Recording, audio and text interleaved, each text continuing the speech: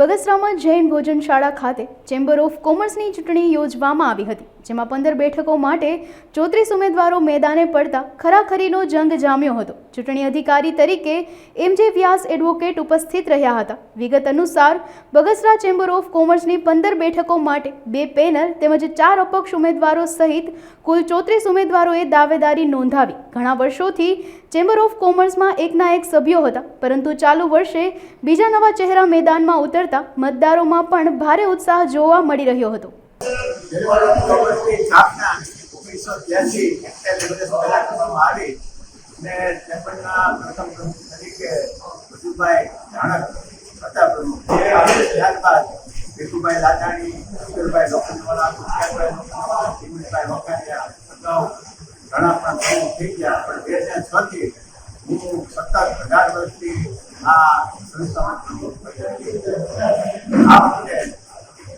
આ ચૂંટણી નવા દારૂબંધીની ચૂંટણી થઈ રહી છે, ત્યારે આ ચૂંટણીમાં 34 ઉમેદવારો મેદાનમાં છે। 15 દારૂબંધીની ચૂંટણી કરવાની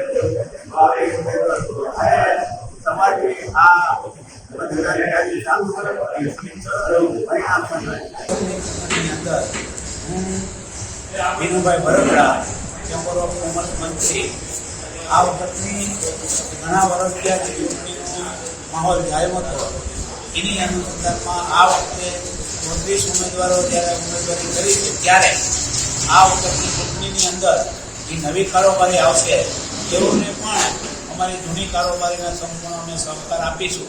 ઉપરાંત આ ચૂંટણીની અંદર ખૂબ જ સારી રીતે મતદાન થઈ રહ્યું છે અને એવા લગભગ સાંજ સુધીમાં 80% મતદાન થશે એવું અમારું સૌનું અનુમાન છે।